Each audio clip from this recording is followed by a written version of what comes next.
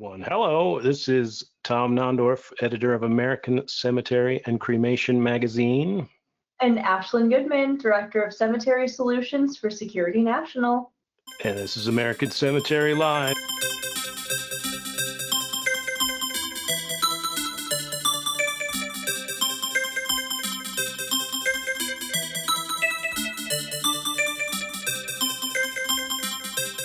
Hi, hello, Ashlinn. Hey, Tom, how are you today? I'm good. You know, we're coming to that time of the year, holiday time, end of the year, and all that stuff. So I wonder how you think about things, because you're out meeting at cemeteries, you're meeting people, and different cemeteries approach the holidays in different ways. And some cemeteries are going to have whole light shows and whole events built around the holidays. So you probably see the whole gamut. Is that correct?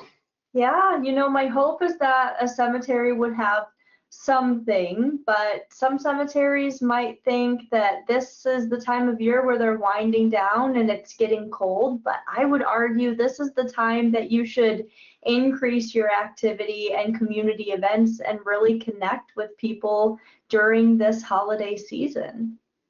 I suppose it's a tricky thing for cemeteries, funeral homes to lean in at all to the holiday side of things, because if people are there for the intended purpose, they're not going to be in that much of a holiday spirit. You know what I mean?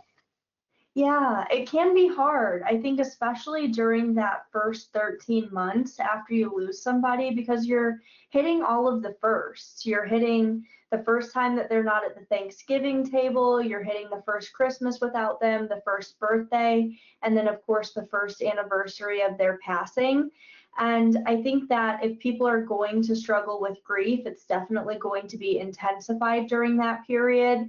But I would hope that it's not a reason why a cemetery wouldn't do something, because I think there can be so much unity in having a remembrance ceremony with others who are in the same exact position as you. It's something we talk about all across the death care space too, in terms of, when are the right time to approach families and talk to them about their options, right? Being someone like you, who we talk about, who works in cemeteries, who works with people, who do pre-need and stuff, how do you approach that in terms of especially tough times of year, but still trying to show families their options? Yeah, during the holidays, admittedly, it is one of the hardest times of the year for pre-need salespeople, because as you kind of hinted around, the obstacles that we are facing are, call me after the holidays. I'm so busy right now. I don't have money to do this right now. I have to buy gifts, all of that. But here's the thing. If we wait and if we make that trade-off, the first of the year, you're still going to have obstacles, because you're going to go right into, like, I have to file my taxes, and now the kids are off school for the summer. So you're going to go into more obstacles.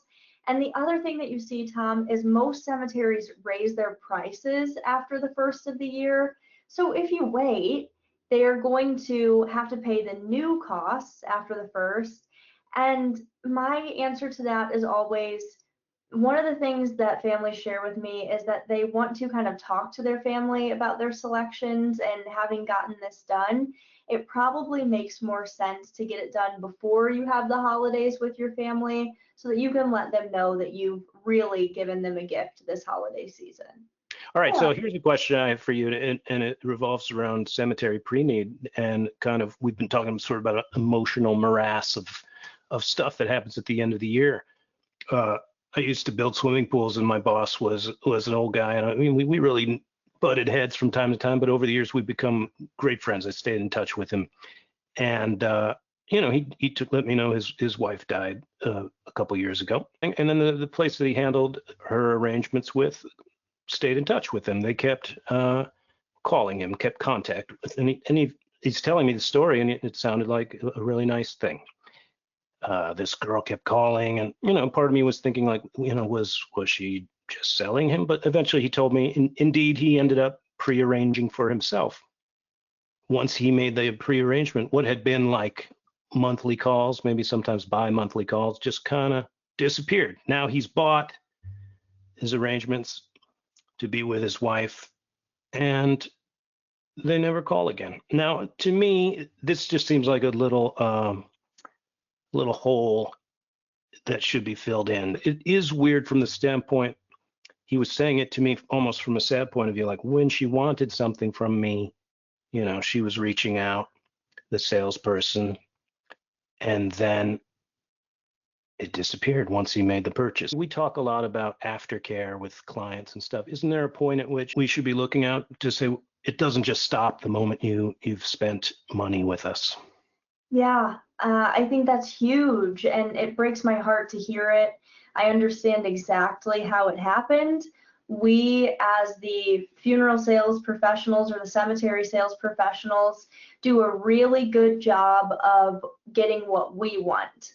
But sometimes we fail to realize that the more we can help other people get, and the more we stay in touch and the more we treat people how we would want to be treated and not just dropped off cold, we will actually reach more. He could have been a great referral source.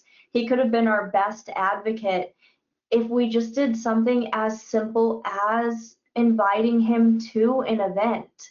Now, I will say, we probably can't keep in contact on a monthly or even quarterly basis with every single family that we sell pre-need to, but what we can certainly do is a better job of, like you said, deciding how long do we continue the aftercare. The car dealership can do it, and sometimes people spend more with us than they do on a car. And my gosh, even the deli by my house can do a good job of staying in touch with me. Can't I stay in touch with people in some way? And the answer is yes.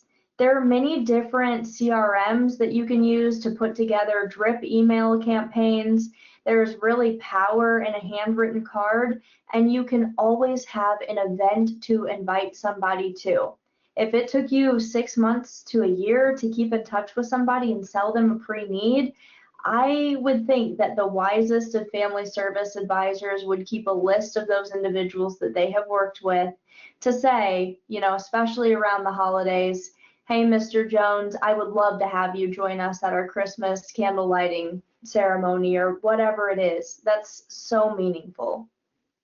And it's probably a case by case basis. Not everyone might ever want you to reach out again. Hey, listen, our relationship ended there, and I get it. But if you're building on it strictly from a relationship standpoint, he had lost his wife, and hey, I'm here for you, and and that leads to a sale and a relationship. Business wise, this is where events come in handy. This is where you say, come on out and see us. You bring people out as well, and it seems like a win-win versus total cut off. Yeah, and he could have brought somebody too.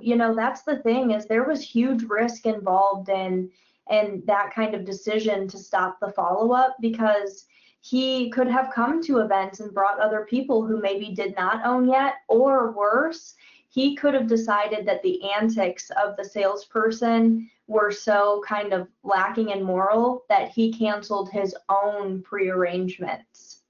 And that's kind of the risk that you run when you operate solely on a what's in it for me, or what I like to call a WIIFM radio station.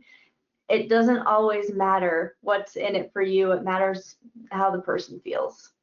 We talk about this a lot, that it's an uphill battle to not look like we're what's in it for me people in death care space, in end of life, because look, we're trying to make money. We're trying to do things to help people, of course, but at the end of the day, we're trying to make things happen, and we can't do that if we don't make sales, if we don't make these connections. But people are suspicious, so how do you fight that? And I think it's smart to find ways to fight it by being real, by being authentic.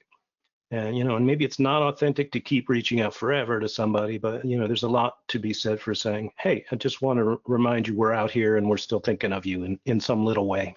It is so inauthentic when people, and we all have them in our life, that only reach out to us when they want something. Oh, I bet I know why my phone's ringing. They want something. Oh, I got a text from this person.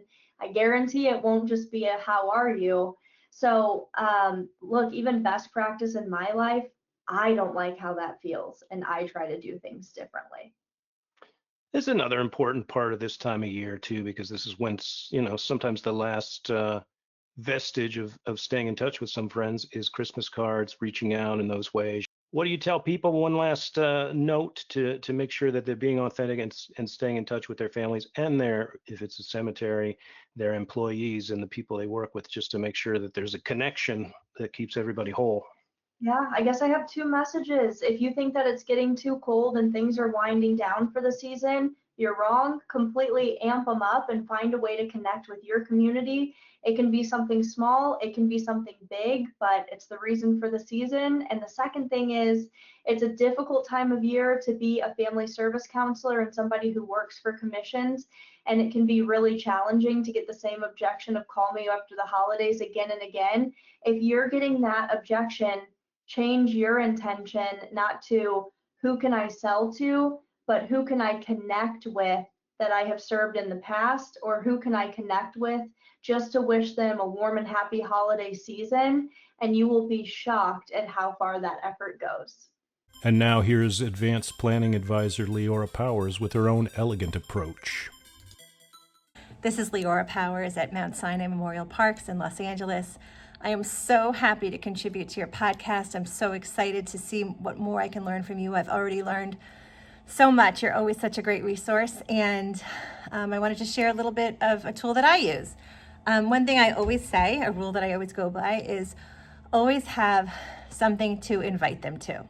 So I'm very keen on continuing to build my sphere of influence and to deepen and strengthen my relationships with everyone in my network, everyone I meet. And one of the ways I do that is by going out into my community and seeking out opportunities that are meaningful and interesting to me, and then sharing that with my clients and friends. And frankly, anyone whose path I cross that I think might be interested. So I never view what I do as transactional. Every time I see someone, it's an opportunity to learn from them, to share a little bit about me, and frankly, to invite them along for some fun or something interesting, if I think the timing is right and the opportunity is right. It's also a great way to get contact information, to begin a relationship, to begin to exchange ideas back and forth.